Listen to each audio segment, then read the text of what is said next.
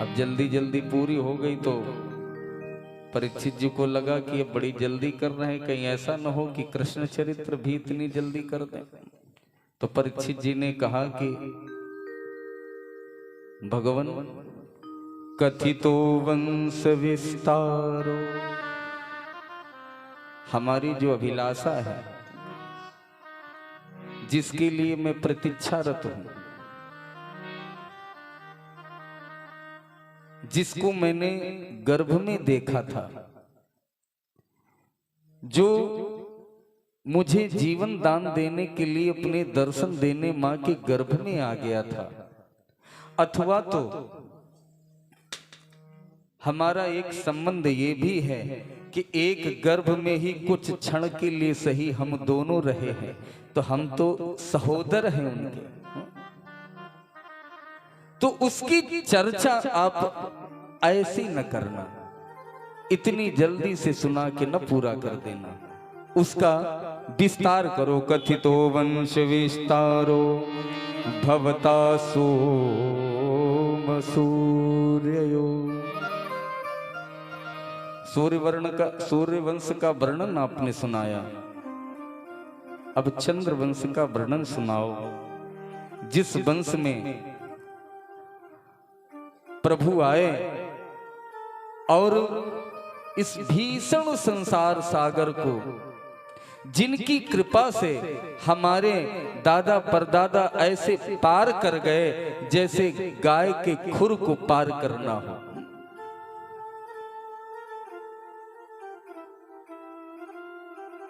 उस कथा का विस्तार करो। सुखदेव भगवान राजा परीक्षित की मनोदशा पढ़कर विस्तार करते हुए कहते हैं, राजन, जब संसार में धरा धाम पर पाप बढ़ जाता है, अनाचारी पापी बढ़ जाते हैं, तब भगवान इस धरती पर से पाप कम करने के लिए विविध रूप में अवतरित होता है। अलग अलग भूमिकाएं, अलग अलग मनोदशाएं। लोग कुछ कहते हैं इसलिए आए, उनसे पूछा गया तुम किस लिए आए, बोले विप्रधेनु सुर संत हित लीन मनुज अवतार, यदा यदा ही धर्मस्य ग्लानिर्भवति भारत। धर्म की स्थापना के लिए हम इस संसार में आते हैं। त्रेता अवतार में भी आप सुन रहे थे, कौशल्या और दशरथ को माध्यम बनाया। द्वापर में भगवान जब आए तो माता देवकी और वसुदेव को माध्यम बनाया।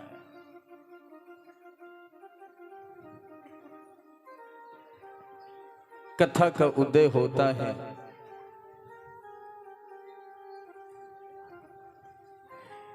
ये कंस की चचेरी बहन देवकी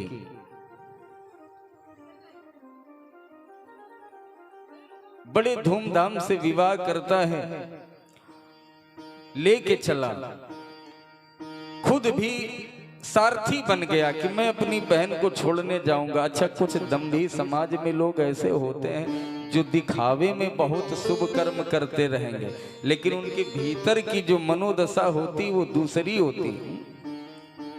खुद पिता के सिंहासन पर बैठ गया है, ऐसा तो पुत्र है, लेकिन समाज में लोग ये न कहें कि ये अच्छा नहीं किया, ये ऐसे हैं, तो बड़ा दिखावे में अपनी बहन को लेकर हम खुद ही जाएंगे, हम खुद विदा करेंगे, सारथी बनकर बैठ गया।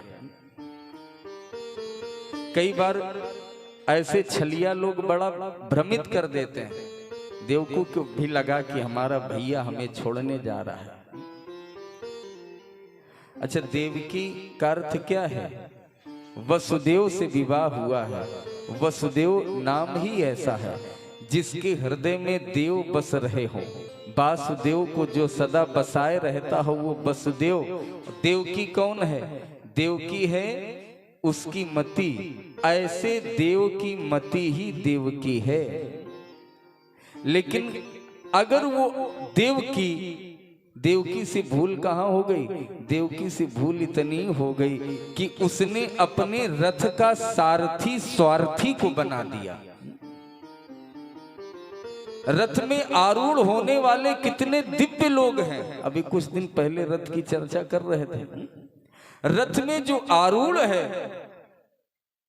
वसुदेव, जो सदा वासुदेव को बसाए रहता हो वो वसुदेव, और जिसकी पत्नी बनी देवकी, जिसकी मति देवकी, जो सदा देवकी है, वो उस रथ पर आरूढ़ है, लेकिन बस सारथी ठीक नहीं।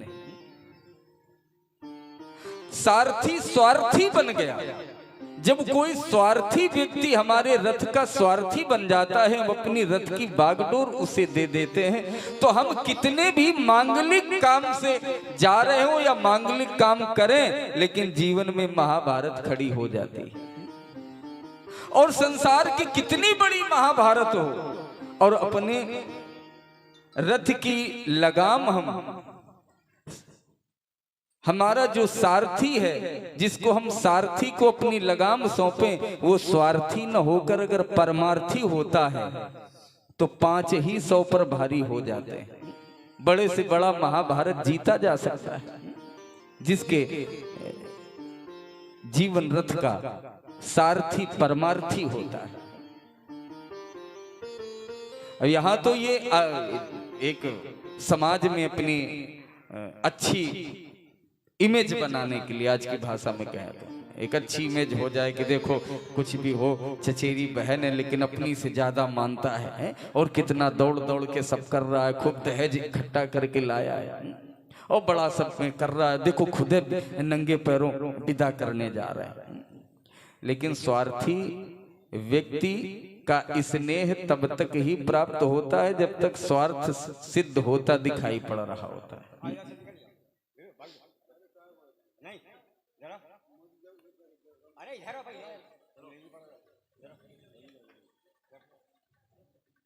क्या हो गया?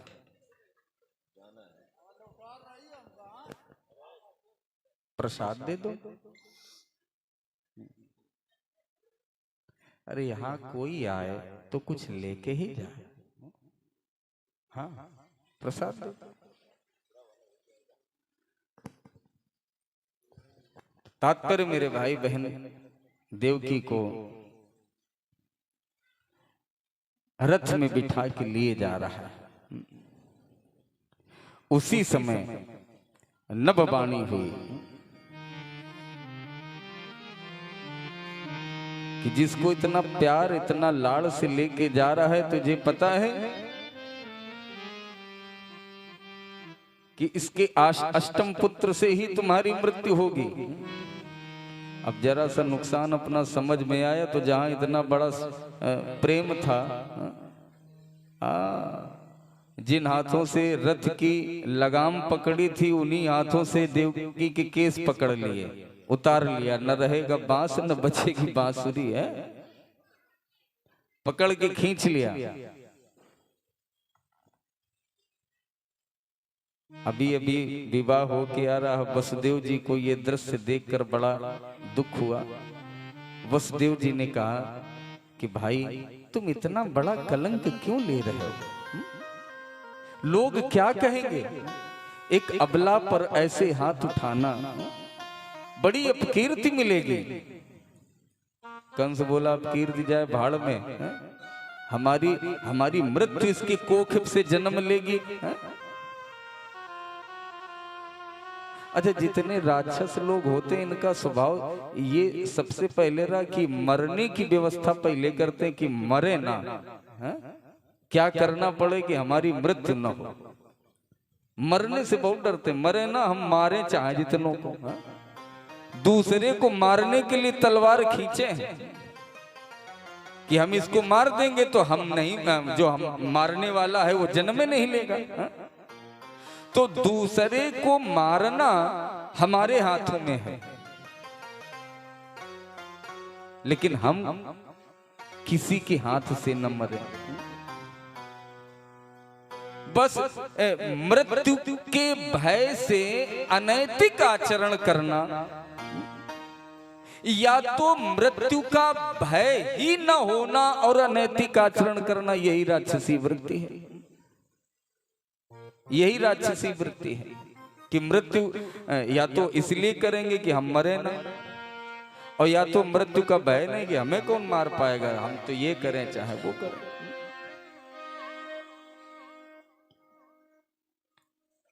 वसुदेव जी ने समझाया।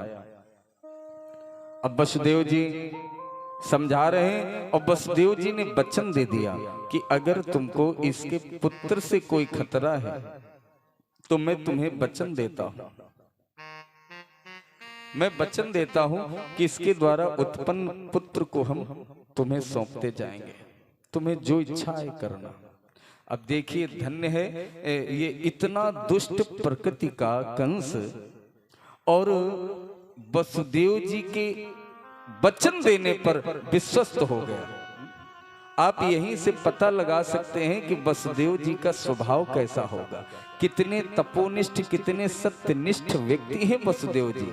इतना दुरात्मा और इस बात पर राजी हो गया कि वसुदेव जी अगर वचन दे रहे हैं तो इसका पालन करेंगे। बोले ठीक है, अगर तुम वचन दे रहे हो तो हम मान लेते हैं, लेकिन रहोगे निगरानी में हमारे, हाँ जाने नहीं देंगे, अब रहोगे यही निगरानी में घर में।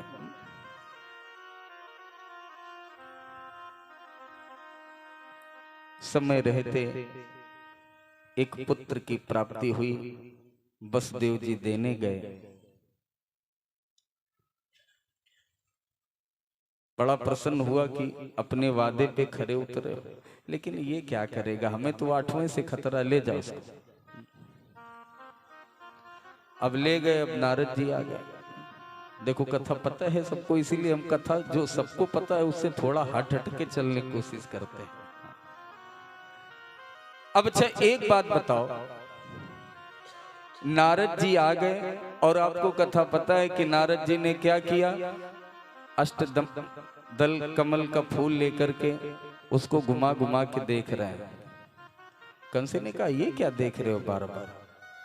नारद ने कहा ये देख रहे हैं कि इसमें 8वां कौन सा है, इसको पकड़ के गिनते हैं तो ये 8वां होता है, इसको पकड़ के गिनते हैं तो ये 8वां होता है, हर एक पहला है हर एक 8वां है, तो यही नहीं समझ में आ रहा है। अब इसका माथा घूमा।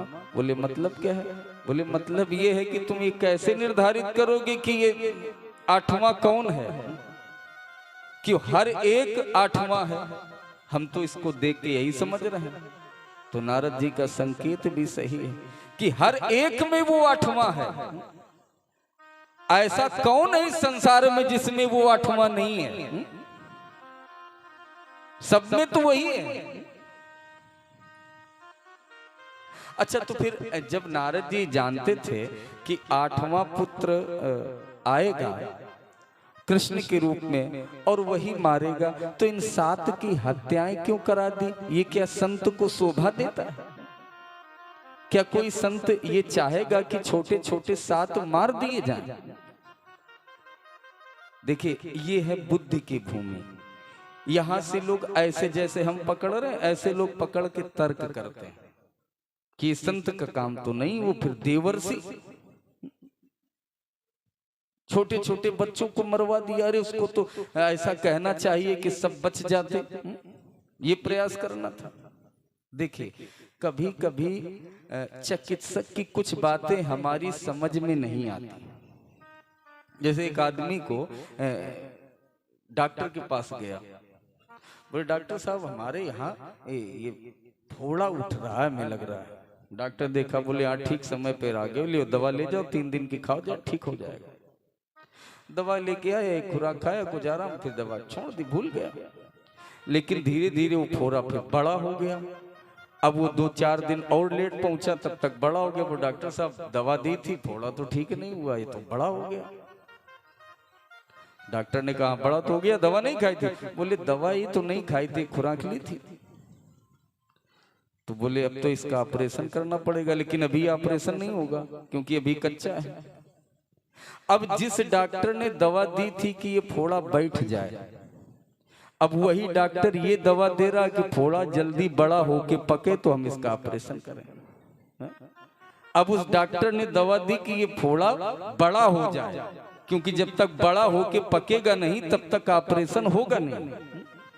तो नारद जी ऐसे ही चिकित्सक हैं, वही दवा लेके आए हैं कि इसने समय से तो खाई नहीं है, अभी फोड़ा कच्चा है, तो इसके जीवन का फोड़ा जल्दी पके ताकि इसकी भी मुक्ति हो जाए। तो कभी कभी हमें संतों के सत्कर्म समझ में नहीं आते, वो उनमें कुछ रहस्य छुपा ही होता है। तो अब उसने क्या किया कि बोले कि बात तो सही, अब तो निगरानी पहरा तगड़ा करना पड़ेगा। अब पहरा, अब बोले इनको सीधे जेल में रखो और एक को छूटने न पाए। अब देखो बंधन में आ गए कौन? भगवान के माता पिता। भगवान के माता पिता बंधन में है। और हमें आपको किसी कारण अगर 2-4 दिन के लिए भी कहीं अंदर बाहर होना पड़ता तो सब परिवार रोते कि हमने तो ऐसा किसी के साथ किया नहीं। हाँ, हम तो बहुत भगवान को मानते रहे और फिर हमारे ऊपर ये झूठा केस काहे लग गया।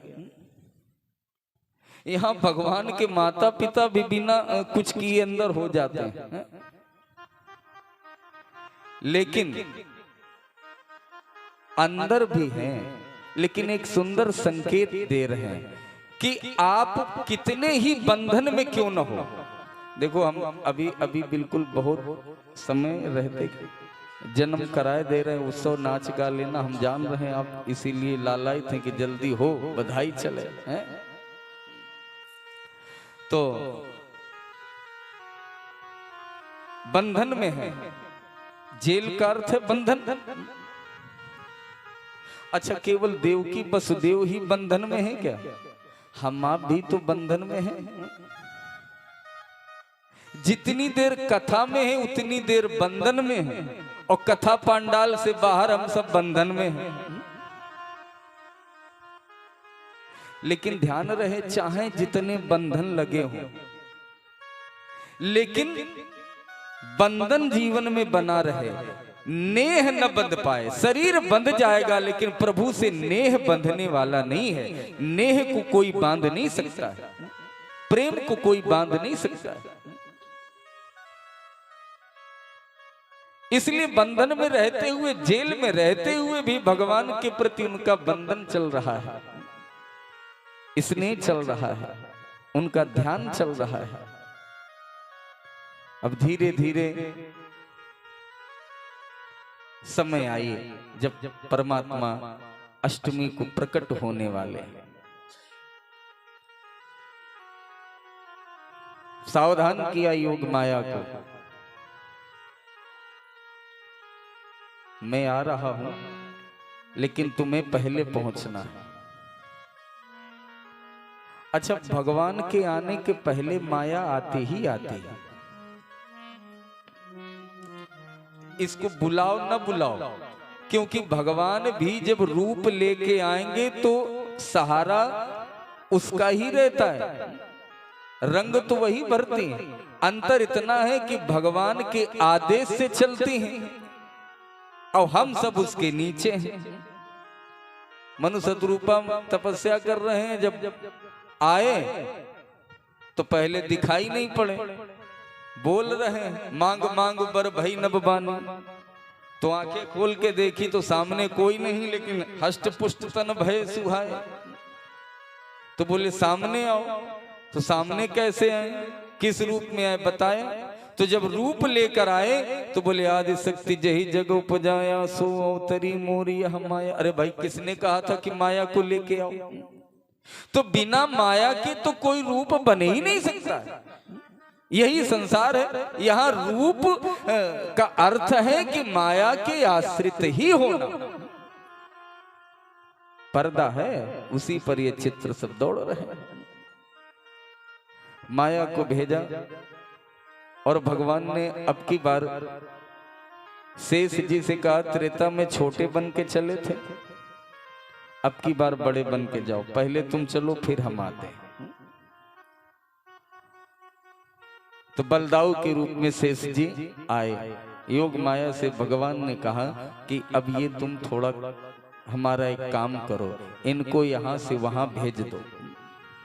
स्थानांतरित किया देवकी के गर्भ से रोहिणी के गर्भ में।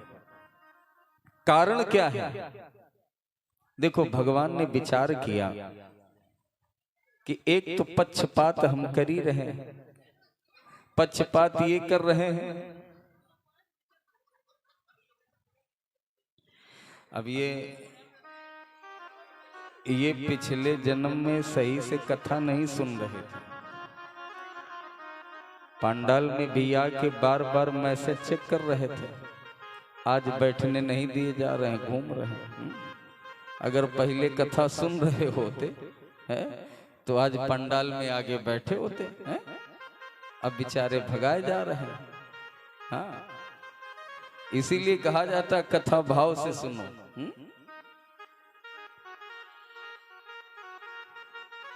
शेष जी को स्थानांतरित किया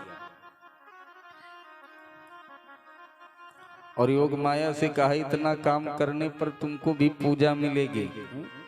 वहां से कन्या के रूप में तुम आना और जब तुमको मारने के लिए दौड़े तो अष्टभुजी होकर उसको सावधान कर देना, चैलेंज दे देना। हम किसी को छिपकर मारने नहीं आ रहे हैं, तुम्हारी भी दुर्गा अंबिका पूजा होगी। अब धीरे धीरे जब समय आया, परमात्मा देवकी के गर्भ में आए तो देवकी मैया की आभा बदल गई। व्यास जी कहते हैं कि जैसे सरस्वती भीतर कैद हो, किसी दुष्ट के हृदय में कोई ज्ञान रूपी सरस्वती कैद हो जाए लेकिन वो समाज के लिए कुछ अच्छा करे ना तो सरस्वती को पीड़ा मिले, ऐसे बंधन में, जेल के बंधन में वो देवकी की आभा है। भगवती स्वयं नारायण को अपने गर्भ में धारण किए। अच्छा, कुछ लोग कह देते हैं भगवान गर्भ में आते ही नहीं, वो तो प्रकट होते हैं। देखिए, यहाँ भी गर्भ की स्तुति हुई है और गोस्वामी जी भी लिखते हैं जा दिन ते हरि गर्भ ही आए, भगवान गर्भ में आते हैं।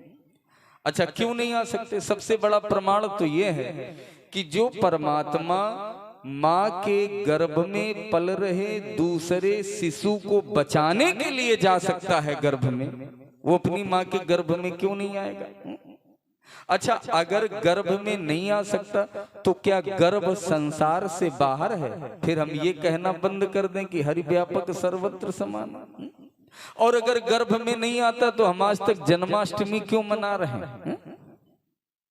तो सब जगह है, सर्वशक्तिमान है, उस पर कोई आरोप नहीं लग सकता कि वो ऐसा नहीं करते। वो सब जगह है, सब रूप में है।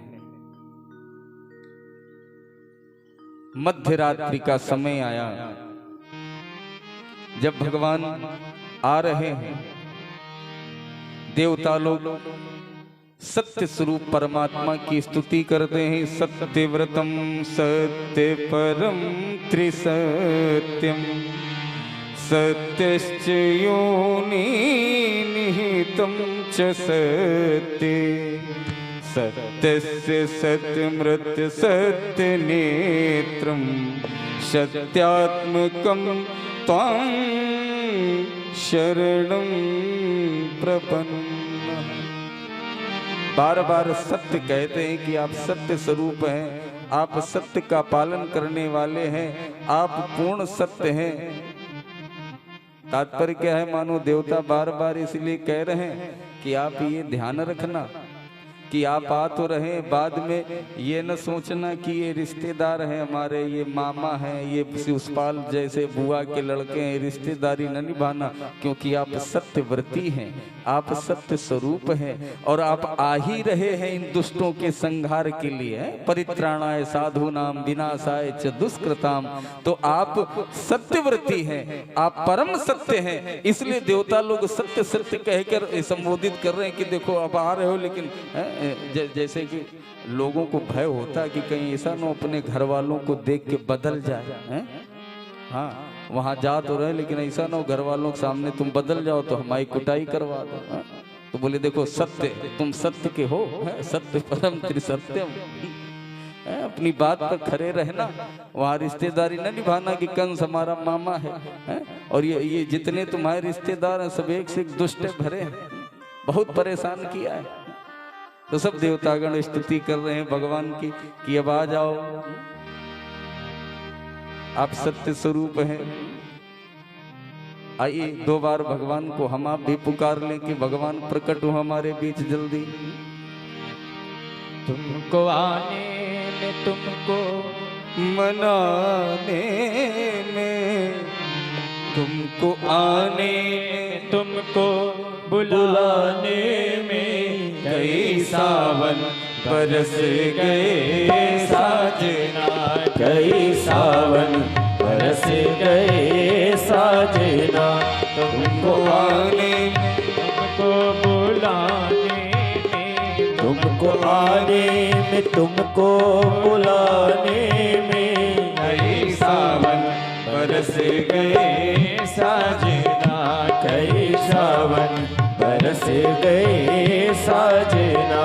तुमको आने में, आने में, आने में, तुमको आने में, आने में, आने में, कई सावन बरस गए साजना, कई सावन बरस गए साजना।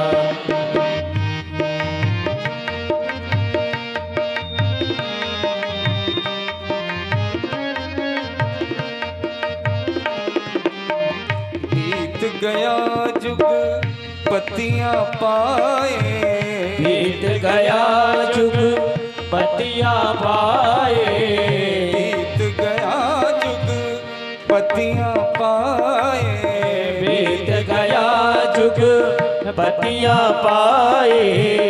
रूठ बलम को कौन मनाए, रूठ बलम को कौन मनाए। मन की उमंगों को रो रो सुनाने में, हाँ मन की उमंगों को रो रो सुनाने में, कई सावन बरस गए साजना, कई सावन बरस गए साजना। तुमको आने में, तुमको आने में, तुमको बुलाने में, कई सावन बरस गए साजना, कई सावन बरस गए साजना।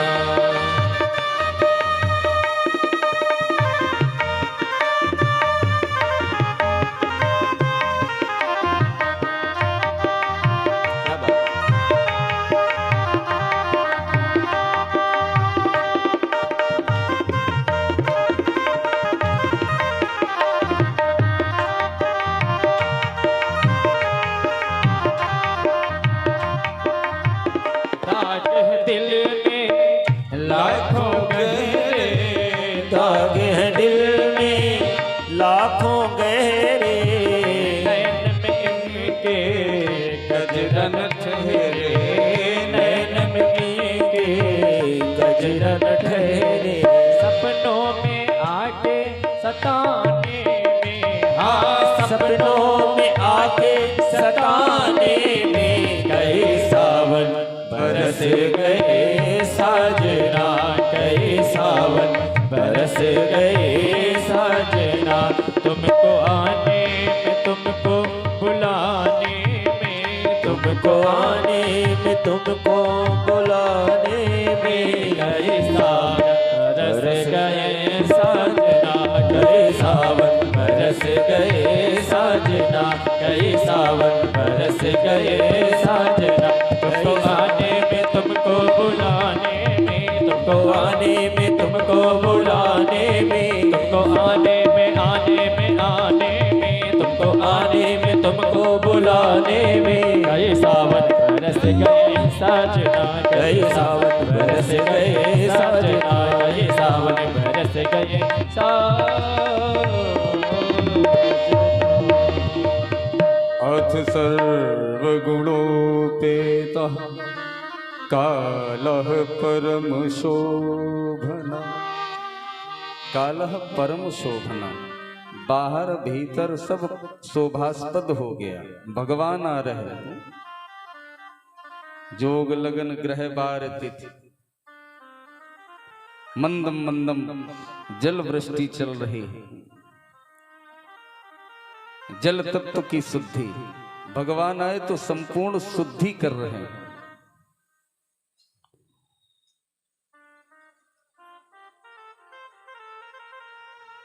अष्टमी तिथि, परमात्मा पधार रहे। भादों का महीना, बुधवार, रोहिणी नक्षत्र, हर्षण योग, बबकर्ण आ गया। तमद्भुतं बालक कुम्भुजेक्षणं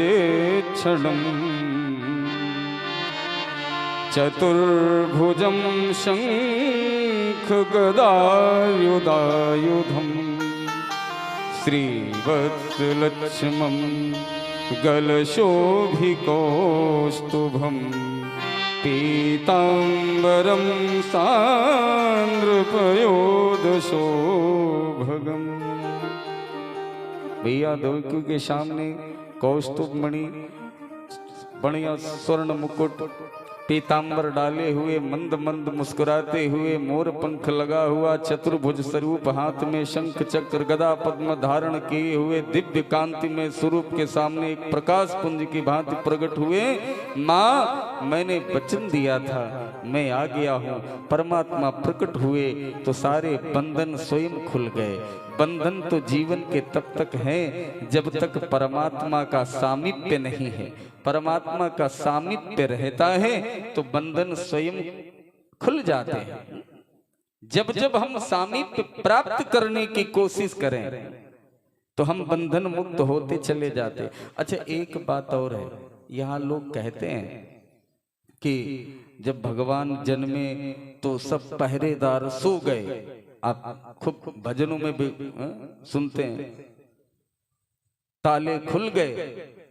अच्छा भाई, पहरेदार क्यों सो गए? पहरेदार इसलिए थोड़े सो गए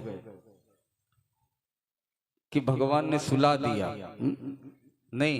हम तो ये समझते हैं कि पहरेदार इसलिए सो गए कि देखिए, कृष्ण दर्शन के लिए भक्तों का हृदय चाहिए।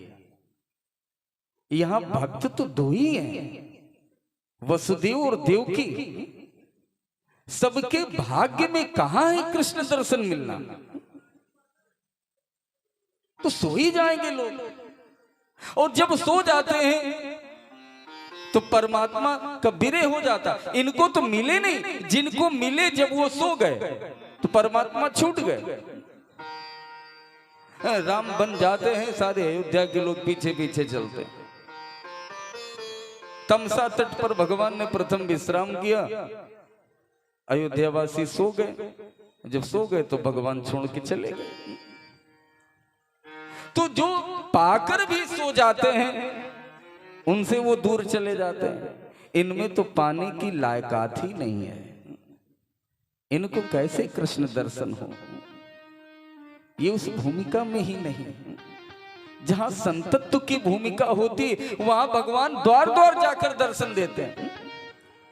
मिथिला में गली गली गए, क्यों? पुर नर नारी सुभग सुचि संता। तो गली गली गए, देखन नगर भूप सुत आए। नगर देखने गए और सबको दर्शन दे रहे हैं। अयोध्या में जहां वशिष्ठ के आश्रित जन हैं, वहां मध्य दिवस में आए, वहां भी सबको दर्शन हो रहे हैं। लेकिन यहां जब आए तो सब सो गए, क्योंकि ये दर्शन करने लायक नहीं है। इनमें वो काबिलियत नहीं है जो कृष्ण को देख सके, इसलिए सब आंखें बंद करके सो रहे हैं। भगवान आए, भगवती देव की दिव्य दर्शन कर रही है, सुध बुध खो गई। आश्वस्त करते हैं, मैया बहुत धीरज रखा, अब चिंता न करो, लेकिन थोड़ी सी ममता का त्याग करना पड़ेगा माँ। मैं अभी तुम्हारे साथ नहीं रह सकता, अभी हमें जाना होगा। और पूरी योजना समझा दी। नंद घर पहुंचे।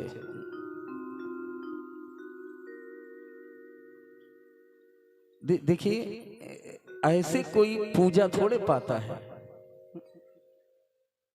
यहाँ 2-4 महीने का बालक भी बेड से नीचे गिर जाता है तो पूरा घर, अरे छोटा बच्चा बेचारे का, आहा ये जन्म लेके और बरसते हुए पानी में लेके दूसरे गांव जाना और दूसरे घर में रहना, उस माँ की पीड़ा और उस शिशु की पीड़ा समझो, जिसको अपने मातृत्व का वो अवसर भी न मिला हो। कितने संघर्ष के बाद तब संसार में पूजा मिलती है। संसार का प्रत्येक मानव जिस सुख को प्राप्त करता है, कन्हैया को वो भी अवसर नहीं मिला। ऐसा कौन है संसार में जो जन्मे महीने 15 दिन 2 दिन, या तो मां न रहे वो अलग की बात है, लेकिन एक नौनिहाल जन्मे शिशु को उसकी मां के दूध से भी वंचित होना पड़ जाए, तो ये भगवान की कितनी बड़ी कृपा है। हम भक्तों पर करुणा करने के लिए भगवान कितनी बड़ी पीड़ा सहन करने को तैयार हो जाते हैं। हाँ, हमें एक समय का सही से भोजन नहीं मिलता है तो हम रूठ जाते हैं, क्रोध करते हैं। उसे तो वात्सल्य भी नहीं मिला, वो माँ का स्तनपान करने का अवसर नहीं मिला, छोड़ के जाना पड़ा अपनी माँ को। 1 साल का भी बच्चा होता है, माँ कहीं जाती है तो पल्लू पकड़ के रोता है, मैं साथ चलूंगा। ये तो अभी जन्म लिए हैं, लेकिन खुद कह रहे हैं मैं जा रहा हूं। ये इतना संघर्ष परमात्मा इस धरती पर आकर करता है, क्योंकि अपने भक्तों की पीड़ा को दूर करना है। माँ को कोई पीड़ा न हो, भगवान खुद रो लेते हैं। गोस्वामी बाबा अपने राम कथा में मैं कहता हूं, सुने शिशु रुदन परम प्रिय बानी, संभ्रम चली आई सब रानी। रानियां भ्रमित होकर आई कि ये रोने की आवाज क्यों? क्योंकि जब कोई माँ की ऐसी अवस्था होती है प्रसव काल की बेला में, तो माँ को पीड़ा होती है। तो पीड़ा जब होती है तो माताएं समझ लेती हैं कि प्रसव काल का अवसर है, और ऐसी भूमिका में थी नहीं तो ये शिशु के रोने की आवाज कैसे? संभ्रम। इतना ही अंतर है। जब इंसान जन्म लेता है तो माँ को पहले रुलाता है, बाद में धरती पर आता है तब खुद रोता है। और भगवान जन्म लेता है तो माँ को रुलाता नहीं है और खुद रो लेता है। और त्रेता अवतार में एक बार आए और माँ का वात्सल्य पाया, तो द्वापर में व्यवस्था कर ली कि 2-2 माँ को बराबर वात्सल्य मिले, एक इधर एक उधर। इतनी कृपा और इतना मान देते हैं। वहां भी कौशल्या हितकारी, यहाँ भी दोनों माताओं को बहुत मान दिया। बड़े बड़े योगियों को जो नहीं मिला वो दर्शन करा दिए मैया यशोदा को। नंदगर पहुंचे तो वहां तो सब कोई सूचना कि ऐसे क्या, हाँ भूमिका चल रही है तो सुनंदा आदि आ गई हैं। नंद बाबा तो अपना नित्य की भांति ब्रह्म मुहूर्त में उठ करके भ्रमण, थोड़ा मॉर्निंग वॉक करते हैं, व्यायाम योगा करते हैं। लेकिन सवेरा हुआ तो सूचना फैलने लगी। बहन दौड़ी, बाबा कहाँ हैं? बाबा बैठे हैं। अरे चलो, क्या हुआ?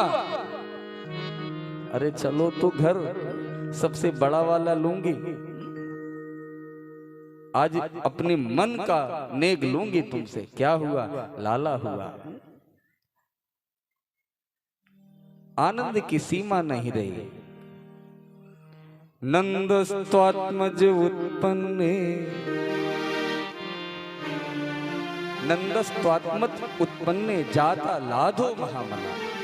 आह्लाद उत्पन्न हो गया हो, आनंद आह्लाद उत्पन्न हो गया। और क्या क्या किया जाए, कितना आनंद उमड़ रहा है, किसको क्या दिया जाए, कितना उत्सव मनाया जाए। पूरी मस्ती में पूरा गोप वृंद सब झूमते हुए आ गए आंगन में। आइए इसी उत्सव को हम मनाते हुए आगे बढ़े।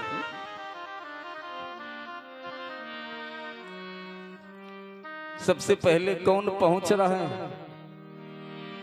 यशोदा भवन। तुमसे तो नहीं, तुम तो हमारे साथ हो। यहां से जाएंगे लोग। हाँ।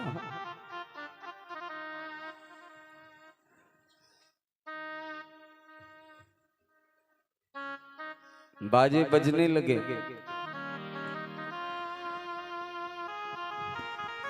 नंद के भवन में बधिया बाजे आंगने में